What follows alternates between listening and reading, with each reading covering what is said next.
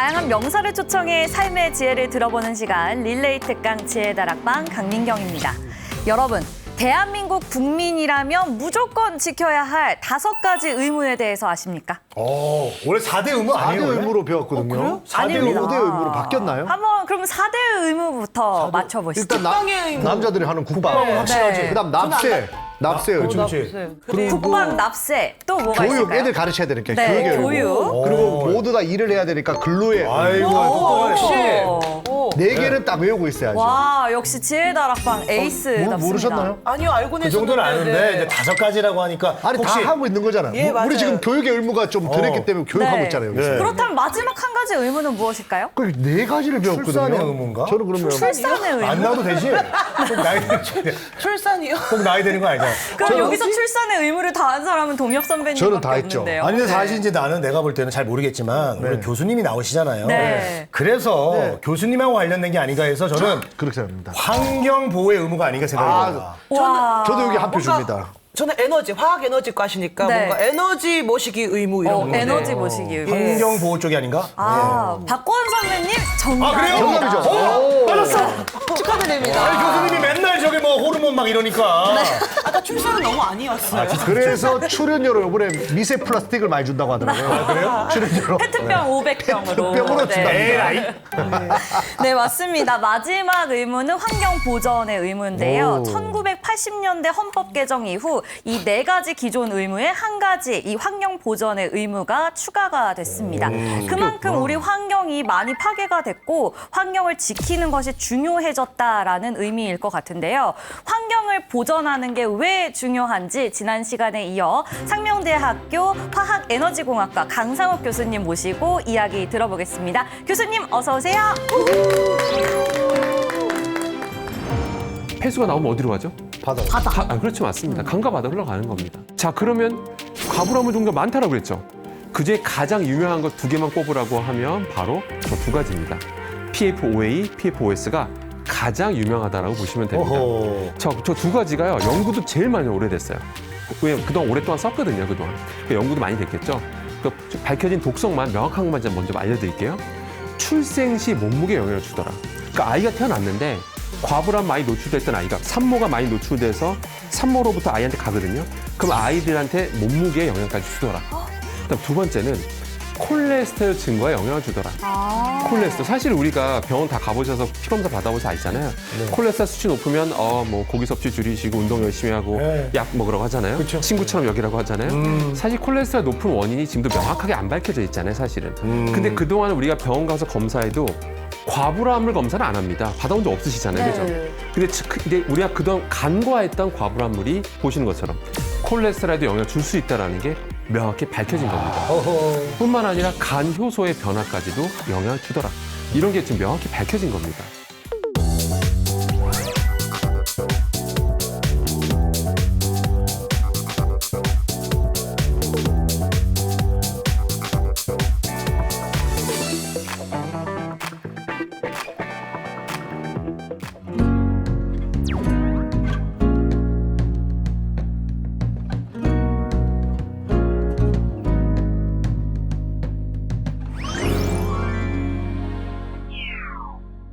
네, 안녕하십니까. 저는 상명대학교 화학에너지공학과의 강사학 교수라고 합니다. 만나서 반갑습니다. 반갑습니다. 아니, 우리 교수님 계속 뵈면서 느끼는 거지만요. 강연이 되게 오묘하면서도 참 신기합니다. 네네. 이 들었을 때는 되게 오싹오싹하고 네. 이 두려우면서도 이게 무슨 매운맛처럼 네. 또 당기는 이 뭔가 또 듣고 싶은 이런 강의를 계속 해주고 계십니다. 아유, 감사합니다. 오늘이 이제 마지막 강의라고 들었는데 오늘 또 어떤 주제로 재밌는 이야기 해주실 건가요? 예, 오늘도 초대해 주셔서 먼저 감사드리고요. 네. 네.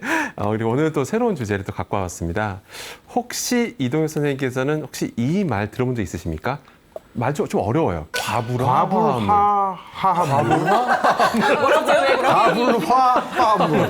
발음 너무 어려운데요? 과불화물. 과불화화물. 아직은 이 단어가 아마 대부분 좀 생소하실 겁니다. 네, 아직 익숙하지 모르겠어요. 않은 단어인데요. 사실 미세 플라스틱, 중금속은 다 들어보셨잖아요. 근데 이건 사실은 못 들어보셨지만 이게 지금 세계적으로 굉장히 핫한 전 세계로 정말 관리 감독에 대해서 굉장히 예민한 것이 바로 이 과불화물이고요. 근데 영어로도 좀 알고 계시면 좋아요. 영어로 약자가 PFAS. 일명 부를 때 저희는 PFAS라고 부릅니다. PFAS.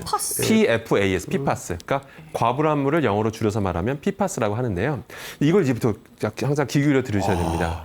자, 먼저 보시면 제가 대표적인 물질 두 가지 제시해 봤는데요.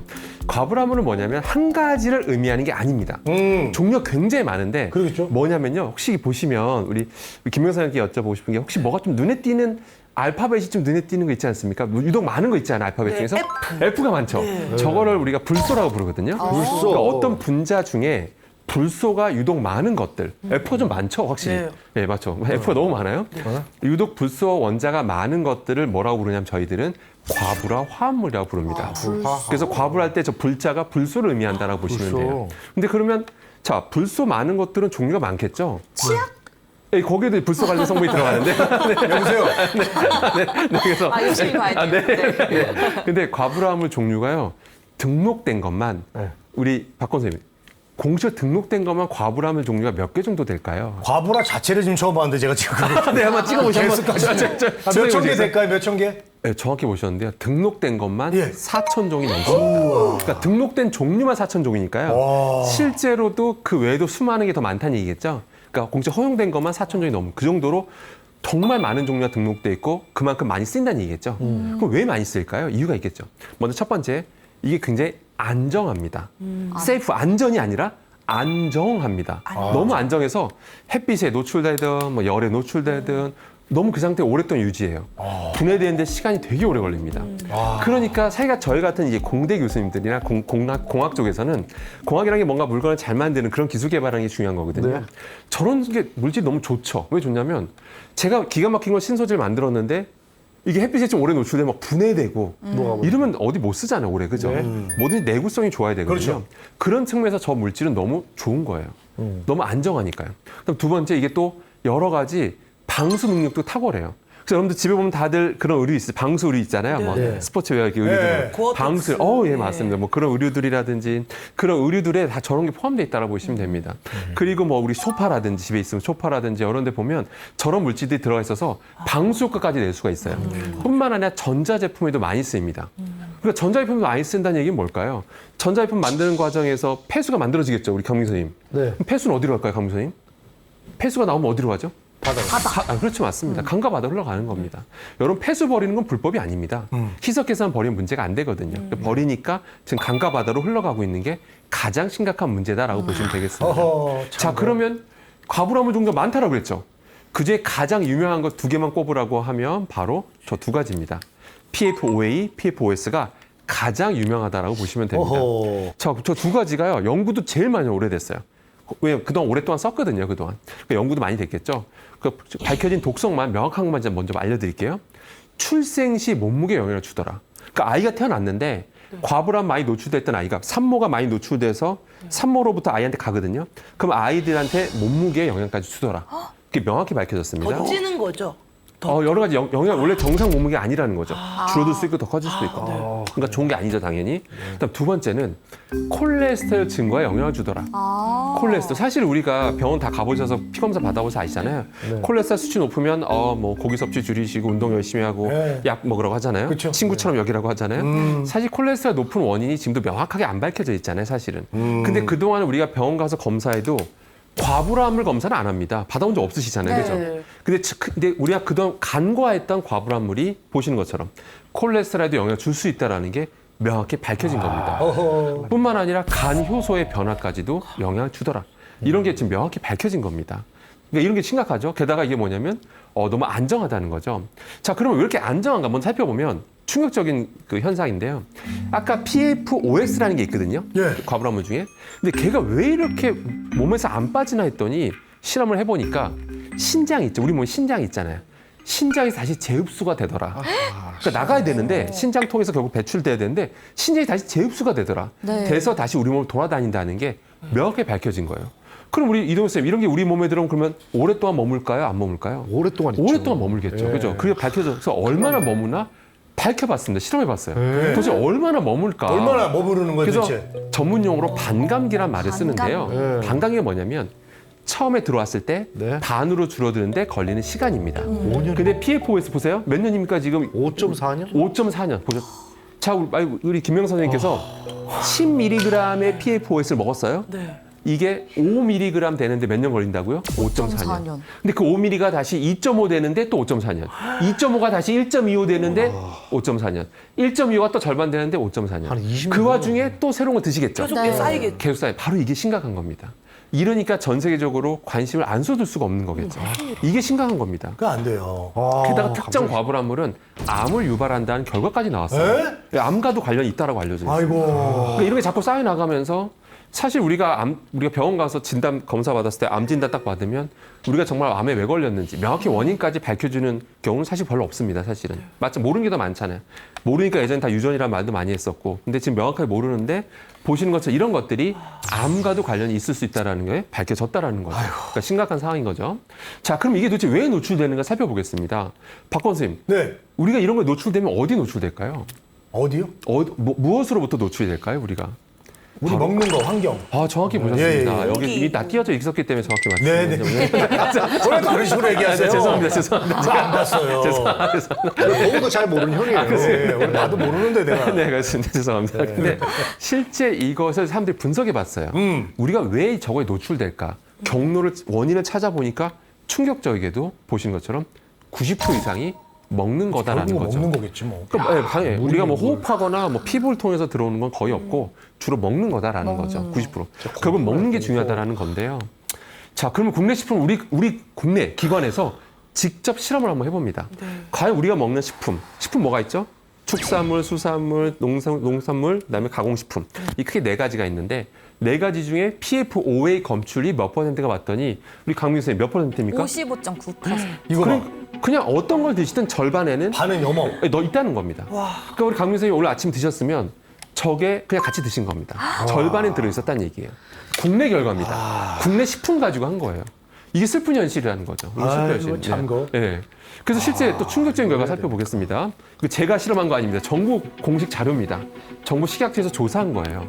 이게 가장 최근 자료입니다. 2019년까지 2014년부터 2019년까지 10년 지났네. 예, 그 기간에 걸쳐서 식품들을 몇 해에 걸쳐서 이제 실험해 본 거 했더니 한번 보십시오. 검출과 오염도를 보셔야 되는데요. 보시면 우리 김명수 선생님 수산물이 어떻습니까? 검출률이 몇 %죠? 84.54%. 충격적이죠. 수산물은 100개가 있다면 그중에 84개는 무조건 검출된다라는 겁니다. 근데 오염도 보셔야 됩니다. 우리 박건 선생님, 네. 오염도가 농산물 대비 몇 배나 나와 있죠? 농산물 대비해서 축산물이 1.4배. 그리고 수산물이 어마어마하네요. 어마어마하죠. 수산물이 근데 그럴 것 같아. 네, 오염도가 무려 몇 배? 110배. 110배. 110배가 높다라는 걸 정부가 우리나라 정부가 직접 이걸 밝혀냈습니다. 그럼 이렇게 이동 쌤이 생각하실 수 있어요. 아니 우리나라만 그런 건 아니고 다 세계적인 현상 아니겠습니까? 이렇게 생각할 수가 있는데 네네. 살펴보면 불행히도 그렇지 않습니다. 어? 유럽에서 유럽 식약 그 농산물 안전청에서 EFSA라고 하는데요. 2020년 가장 최근 자료입니다. 저 자료에서 자기네들이 직접 분석해봤어요. 네. 여러 식품을 분석해봤더니 거기서 수산물이 몇 프로 나왔습니까? 우리 이동 선생님 검출률이? 9.5%. 아까는 우리나라 몇 프로였죠? 80% 넘었잖아요. 80% 넘어가죠. 유럽에서 검사하면 9.5%입니다. 뭔가 검사량이 좀 떨어지나요? 유럽으로 뭔가 과학기술력이 떨어져서 그랬을까요? 네. 아닙니다. 실제 유럽은 적게 나옵니다. 왜요? 검출이 낮아요. 물이 맑아요? 상대적으로 청정수가?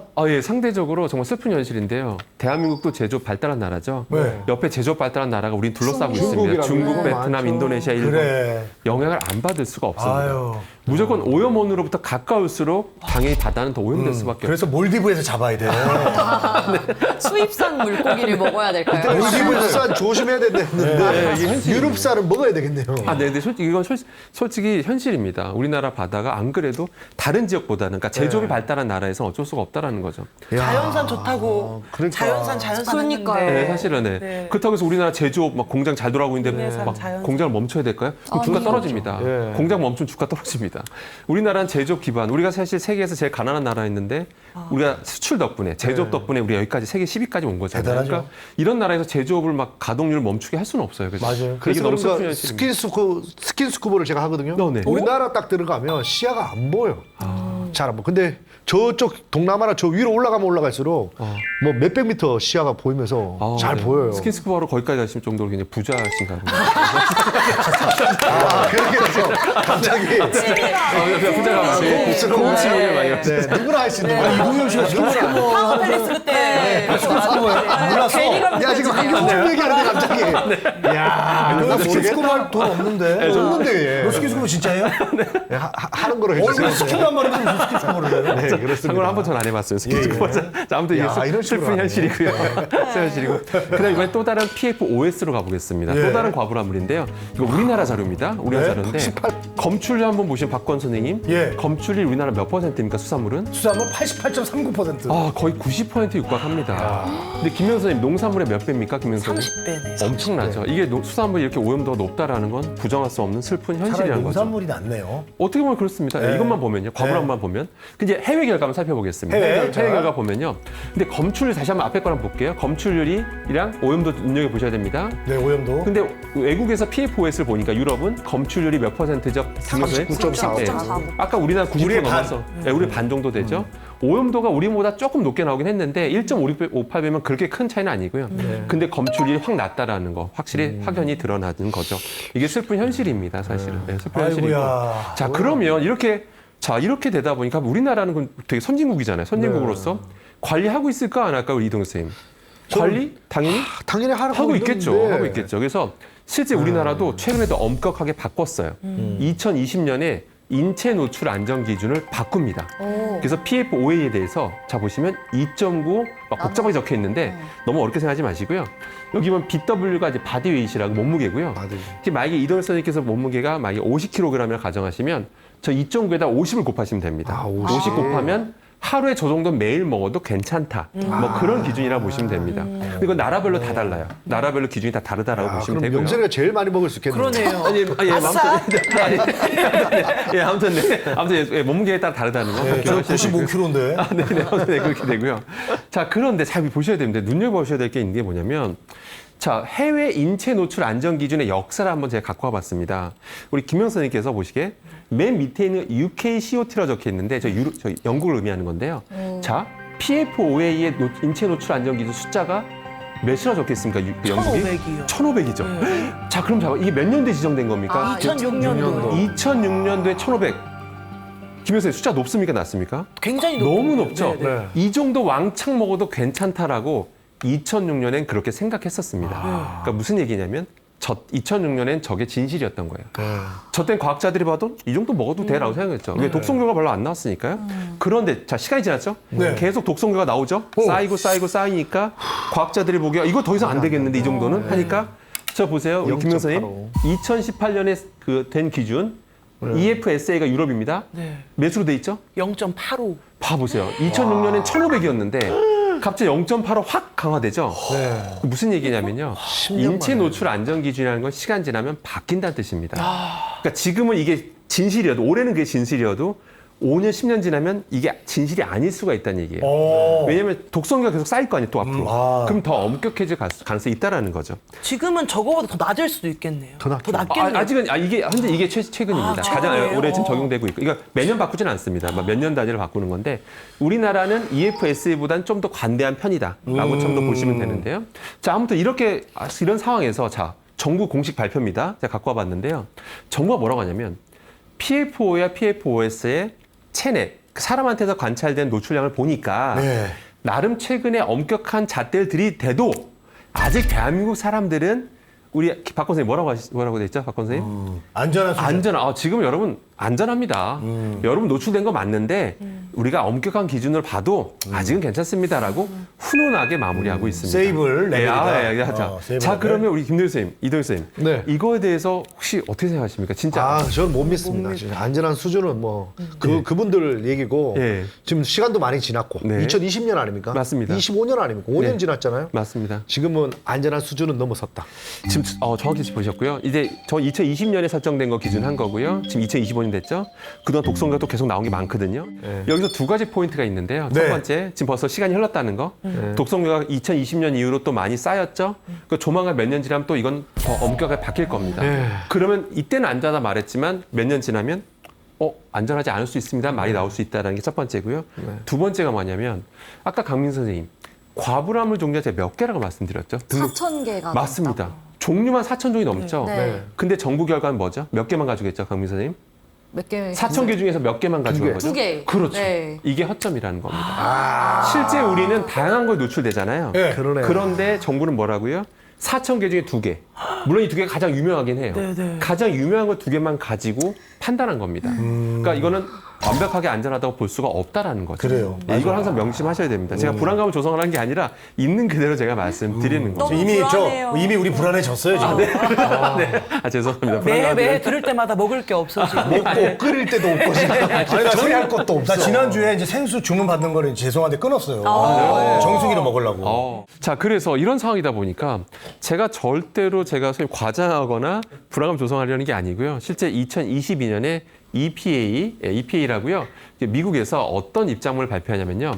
이게 전 세계적으로 이슈다 보니까 독성자가 계속 나오다 보니까 드디어 입장을 발표했고요. 뭐라고 하냐면요. 그냥 결론부터 말씀드리면 이게 답니다. 2024년에 뭐라고 발표하냐면 미국과 유럽은요. 이제 과불화물에 대해서 규제를 대폭 강화합니다. 우리나라보다 훨씬 더 강화합니다. 어느 정도냐면요. 적어도 먹는 물. 우리가 뭐 수돗물이든 어떻게든 먹잖아요. 네. 적어도 먹는 물에서만큼은 과불화물이 안 나오게 하겠다. 이게 미국과 유럽의 입장입니다. 그래요. 그만큼 규제 강하게 하겠다. 물은 그렇게 해야 돼. 이 정도예요. 그러니까 우리는 아직 깜깜하네요. 이거보다는 좀 규제가 관대하다. 관대하네. 이게 현실입니다. 하지만 저는 앞으로 몇 년 지나면 우리도 따라갈 거라고 예. 보입니다. 야, 그러니까 우리는 깐깐해졌네. 그러니까 규제가 강화되기 전까지 우리가 안심하고 있을 게 아니라 미리 조심할 필요가 있다라는 거 우리 구독자님과 시청자님께는 항상 명심하시기를 바라겠습니다. 빨리 따라가야 돼, 우리도. 자, 그러면 보겠습니다. 자, 그러면 분명히 미국이나 유럽은 물에서 안 나오겠다고 했잖아요. 네. 제가 정부 자료 하나 가져와 봤습니다. 이건 제가 만든 자료가 아니라 정부 자료입니다. 대구입니까? 대구입니다. 네. 수돗물 품질 보고서입니다. 네. 자, 그러면 저기 우리 김 변호사님. 네. 정수장이라는 게에서 정수를 하고 그러니까 네. 취수원이 있고 정수장에서 물을 깨끗이 한 다음에 우리 집으로 오는 거잖아요. 네, 네. 자, 그런데 정수장에는 정수란 말은 깨끗하다는 말일까요? 더럽단 말일까요? 깨끗한 그렇죠. 정수. 네. 맞습니다, 네, 맞습니다. 네. 그래서 용어가 원수란 말이 있고, 그러니까 원수가 아니라 원수란 말이 있고, 정수가 있는데, 정수가 있죠. 예, 원수를 깨끗이 하면 정수라고 하거든요. 자, 보시면 이거는 정수된 물의 결과입니다. 네. 정수된 물의 결과 한번 보세요. 자, 네. 보시면, 야. 자, 우리 김 교수님, 과불화물이 정수된 물인데도 불구하고 과불화물, 여기 보면 PFOA라 나오죠? 과불화 옥탄산. 네. 자, 제가 가보겠습니다. 자, 네, 네. 요거 과불화 예, 예. 옥탄산이 자, 검출됐습니까? 안 됐습니까? 됐어요. 조금 나왔네. 좀 아창 나오네. 조금 나오죠. 네, 저쪽으로. 네, 좀 나오잖아요. 아주 조금. 자, 그럼 다른 거 한번 살펴보겠습니다. 과불화물 종류 많다고 그랬었죠? 네. 다른 거 뭐 과불화 펜탄산, 말도 어렵죠? 과불화 핵산산, 있네, 있어. 과부탄산. 아주 조금씩은 있어요. 조금씩 나오잖아요. 네. 그럼 놀랍지 않습니까? 네. 정수된 물입니다. 제 말은 원수에서 나왔으면 이해는 해요. 예. 그럴 수 있죠. 원수면 근데 원수니까. 저거 정수인데 저렇게 되는 건 정수인데 이게 나왔다. 저건 왼수예요. 이제 저건 왼수, 왼수. 왼수라고 지정을 해야 될지 고민해봐야 될 것 같습니다. 그래서 이거 충격적이지 않습니까? 아니 필터한 물이에요. 근데 이게 관찰이 되잖아요. 정수하는 과정에서 뭐가 들어가? 그건 아니습니다. 그건 그만큼 아니에요? 다 거르기 어렵다는 얘기입니다. 그만큼 오염물에는 다양한 물질이 많잖아요. 네. 그러다 보니까 그걸 다른 필터링 하지만 이렇게 다 필터링 안 되고 빠져나오는 것들이 있더라. 그럼 이건 이제 이 물은 이제 어디로 갈까요? 자, 이제 우리 집으로 가정주로 배달이 됩니다. 배송이 되는 거고요. 그게 수돗물이 딱 트면 이 물이 나오는 네, 거예요. 네, 네. 그렇죠. 저걸로 목욕하는 거고 네. 저걸로 우리는 라면 끓여 먹는 먹고, 겁니다. 네. 이게 현실이라는 거죠. 어허, 참고로 이 낙동강을 취수원으로 하는 데가 상대적으로 좀 더 오염도가 높은 거는 슬픈 현실입니다. 왜 그러냐면 낙동강 주변으로 산업단지가 많죠. 정말 많아요. 진짜 산업단지 하나마다 공장 어마어마하거든요. 네. 그게 우리나라 산업의 어떤 정말 큰 그걸 젖줄이라고 말하거든요. 아니 근데 서울시에서도 사실 뭐 아리수 얘기하면서 대대적으로 이제 수돗물 직접 드셔도 된다고 홍보를 많이 했거든요. 네네. 그것도 조금 믿음이 안 가네요, 그러면. 사실은 근데 좀 이게 지역별로 이게 네, 다 달라요? 낙동강을 취소하는 곳과 팔당댐을 취소하는 곳과 좀 차이는 좀 있습니다. 있군요. 오케이. 네, 그러니까 여기 낙동강 쪽이 조금 상대적으로 좀 네. 약간 심각성이 있다라는 거는 제가 어렸을 때도 네. 대구시에서 네. 페놀 사태라고. 잘하셨습니다. 네. 기억나세요? 들어봤어요. 잘 잘하십니다. 들어봤어요? 네. 이동엽이가 고향이 대구라서 이동엽이 저는 책임을 져야 된다고 생각을 합니다. 제가 책임지라고. 본인이 고향 사람이기 때문에 고향 사람들 한 말씀 해주시죠. 한 말씀. 고향 대구 사람으로서 사과의 한 말씀. 사과보다는 이런 지금 수질 이제 바꿀 때가 됐습니다. 네네. 좀 바꿔야 됩니다. 체인지 G를 C로 바꾸면 찬스가 옵니다. 이번 주 바꿔보시죠. 너무 많이 써먹는 거 아닙니까? 누가 안다고. 근데 실제로 이거 지자체에서 다 알고 있는 사실이고요. 실제 이런 취수원이 낙동강이잖아요. 낙동강을 옮기는 거에 대해서 지금 실제 활발한 논의가 있다라고 합니다. 근데 쉬운 건 아니겠죠. 갑자기 취소원을 바뀐다는 게 쉬운 게 아니잖아요. 그렇죠. 그러니까 언젠가 해결되겠지만 현재 그게 현실이라는 게 우리가 좀 꼭 기억해야 된다는 거 꼭 명시해 주시기 바라겠습니다. 자, 그래서 자 그럼 다시 한번 가보면 자 환경 인티에서 가장 흔히 검출되는 게 아까 제일 유명한 거 두 가지 뭐라고 했죠? PFOA, PFOS. 그런데 실제 우리나라 사람을 대상으로 실험을 해봤어요. 네. 여러분 진짜 피를 뽑아서 네. 진짜 이 피 안에 여러분 몸 안에 이런 게 다른 과부라물이 있을지 확인해봤더니 충격적이게도 밑에 보십시오. 와, PF. 충격적이게도 그 외에 뭐 약간 뭐 이름도 복잡한 엑사에. 이상한 것들이 역시 여러분 몸속에서 관찰되더라. 그런데 이렇게 다양하게 관찰되고 있는데 우리가 감히 저 두 가지만 놓고 두 가지만 보면 여러분 괜찮습니다 마음껏 드세요 말을 하면 안 된다라는 그러네요. 거죠. 이건 현실입니다. 진짜 우리 몸이 네. 정말 피하고 물로 이루어졌다고 하는데 맞습니다. 되게 많이 검출도 되고 그냥 바이오맨이네요. 예, 예. 이런 것들이 또 이게 독성 결과들 연구 지금 진짜 최근에 엄청 활발하게 되거든요. 그동안 저 앞선 저 두 개만 연구를 했는데 이제는 밑에 거에 관련해서도 연구 활발히 되고 진짜 있고요. 많다. 그러니까 최대한 노출을 피해야 되는 건 맞습니다. 아이고. 네. 자 그러면 최근 논문 하나 가져와 봤습니다. 네. 최근 논문은 뭐냐면요. 뭐 이름도 되게 긴데 이것도 저명 학술지고요. 2025년 1월에 나온 어? 연구 결과입니다. 얼마 안 됐죠? 얼마 안 됐죠. 정말 따끈따끈한 연구 결과인데요. 여기서 무슨 연구를 하냐면 되게 독특한 사람을 대상으로 정말 실험합니다. 예. 146명 있는데 어. 딱 반으로 나눠서 절반은 갑상선암 실제 환자예요. 네. 참고로 여러분들 우리나라 갑상선암 발병률 세계 1인 건 알고 계시죠? 네. 물론 이것이 논란이 있긴 합니다. 검사를 많이 해서라고는 하지만 아무튼 갑상선암 발병률이 높은 건 사실이고요. 예. 아무튼 다른 나라에 실험했을 때 갑상선암 환자랑 멀쩡한 사람, 건강한 사람을 한번 비교해 봅니다. 네. 어떤 차이가 있을까 한번 찾아봤더니 일단 혈청, 피에서 11 과부라물 종류가 많으니까 4,000개를 다 할 수는 없으니까 11개만 콕 집어요. 네. 11개. 그나마 또 많이 쓴 11개 과부라물과 과부물의 그 대사체라고 하는데 그걸 이제 분석해 봅니다. 했더니 충격적인 결과가 나옵니다. 자, 보시는 것처럼 어떻습니까?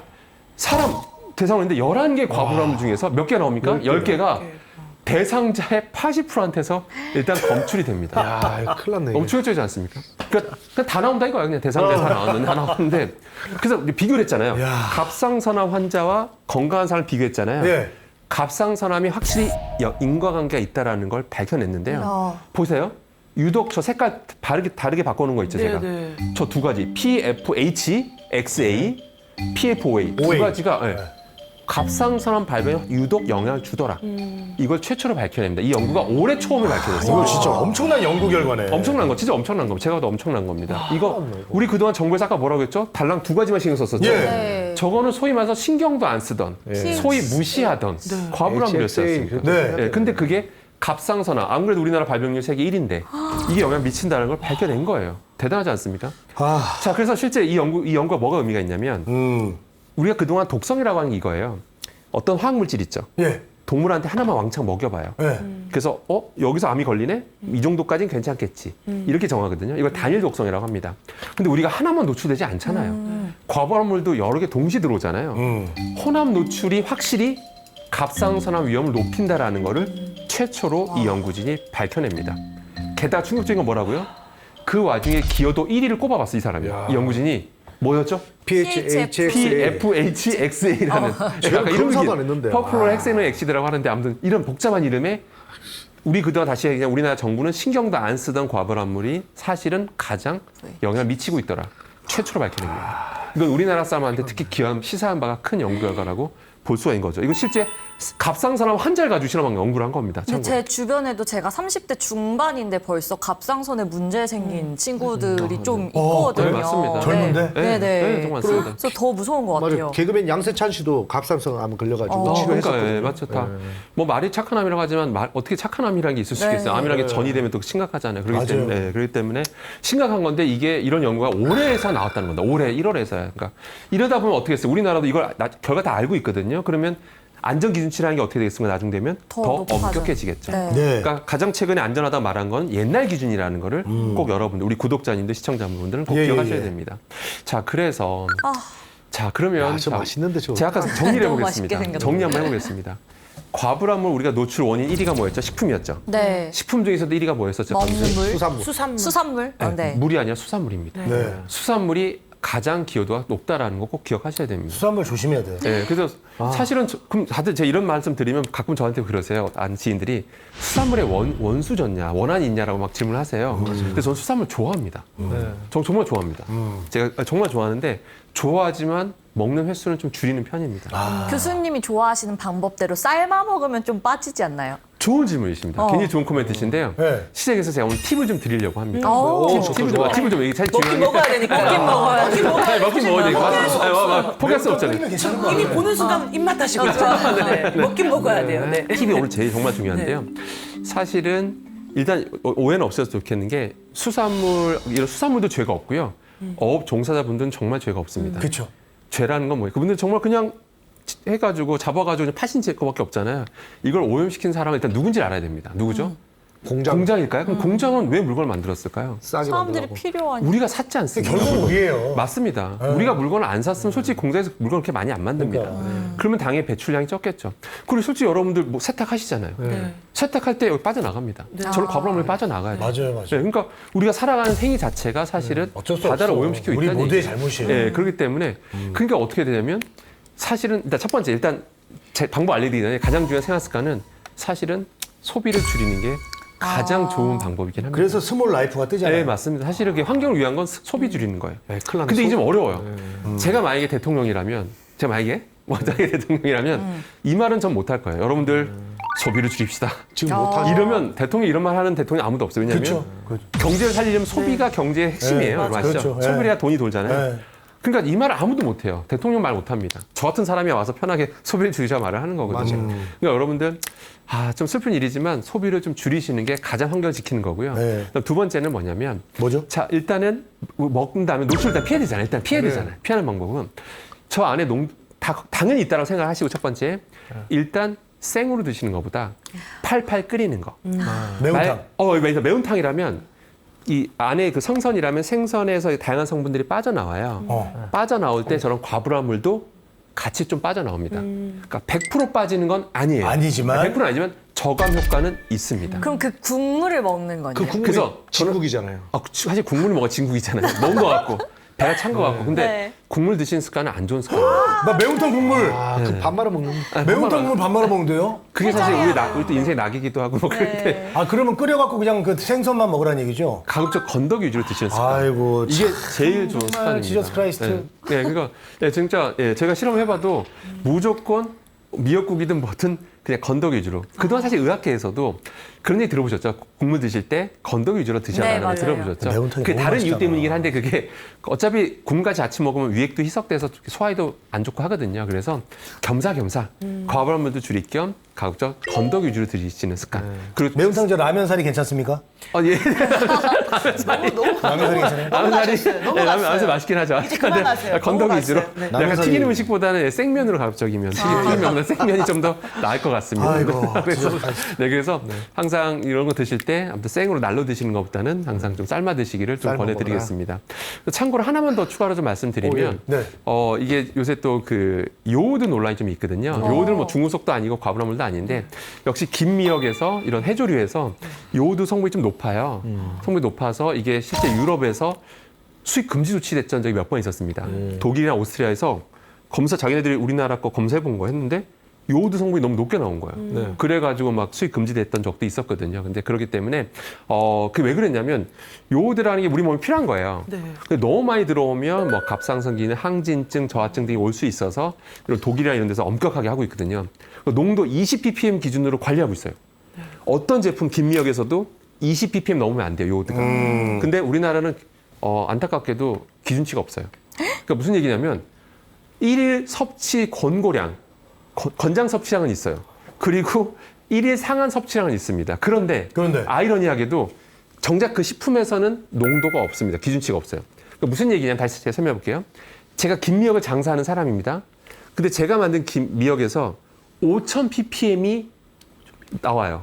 농도로 있어요. 5,000ppm 농도가 있으면 실제로 독일에서 검사했을 때 5,000ppm 나온 적이 있습니다. 우리나라 식품에서. 근데 그거를 많이 끓여 드시잖아요. 우리 김영 선생께서 5,000ppm으로 된 미역국 드시면 한 그릇만 드셔도 우리가 나라가 정한 1일 상한 섭취량을 넘어가게 됩니다.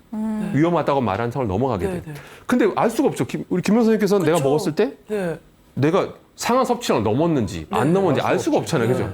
왜냐하면 식품에 대해서 관리를 안 하고 있거든요. 아, 왜 관리 안 5,000 합니까? ppm이 넘어도 팔 수 있고 100 ppm에도 팔 수 있고 이러다 보니까 이게 현실입니다. 그러니까 결론은 뭐냐면 언젠간 생길 거예요. 제가 확신합니다. 아직은 없어요. 아마 산업에 미친 영향이 커서 좀 아직은 취시하는 것 같은데 앞으로 몇 년 지나면 생길 겁니다. 빨리 생겨야 되는데. 네, 그러면 높은 농도의 요오드가 있는 김미역은 못 팔 겁니다. 자, 결론은 그럼 미리 조심할 필요가 있잖아요. 네. 결론은 똑같습니다. 미역국 드실 때 건더기 위주로 드시는 거죠. 팔팔 끓여가지고 건더기 위주로 드시면 좋은 걸 먹는 거니까요. 네, 그러면 확실히 요오드 함량도 확실히 좀 저감되는 효과가 다행이네요. 있다라는 거 꼭 명심하시기 다행이네. 바라겠습니다. 미역국 안 먹거든요. 좋아요. 네, 그리고 김을 우리가 정말 좋아하잖아요. 맞아요. 술안주로도 좋고 평소에 그냥 먹어도 돼요. 그냥 간식이잖아요. 그래서 네. 특히 또 이것이 애들 또 김 없으면 밥도 못 먹거든요. 맞습니다. 또 이게 또 뭐 검은 반도체라고 해서 또 실제 수출도 많이 되고 그렇죠, 있고요. 그렇죠. 네, 많이 한참 수출되고 날아다녔죠. 있거든요. 네, 맞습니다. 네, 관련 주식이 또 많이 올라갔죠. 네, 모든 게 주식으로 연결돼요. 아, 죄송합니다.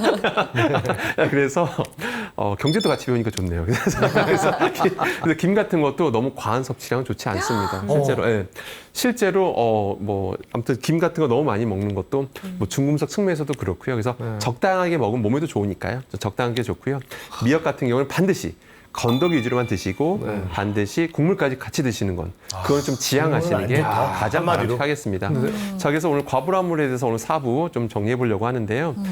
사실은 이 과불환물은 우리가 산업 발전에서 나오는 하나의 어떤 결과라고 보시면 되겠습니다. 그래서 그 결과로서 이렇게 오염 현상이 심각해지고 있는 거고요. 슬프게도 지금 바다가 오염됐다고 했는데 이동현 선생님, 점점 이게 더 오염도가 심각해질까 아니면 시간 좀 해결될까요? 점점 심각해질 수밖에 없어요. 맞습니다. 왜냐하면 이게 바다로 가잖아요. 네. 바다로 가면 물은 증발, H2O는 증발하지만 과불환물은 증발하지 않습니다. 계속 쌓여 나가는 거예요. 우와. 그러니까 계속 저렇게 농도가 심각해지는 겁니다. 그걸 이제 물고기들은 계속 먹고. 맞습니다.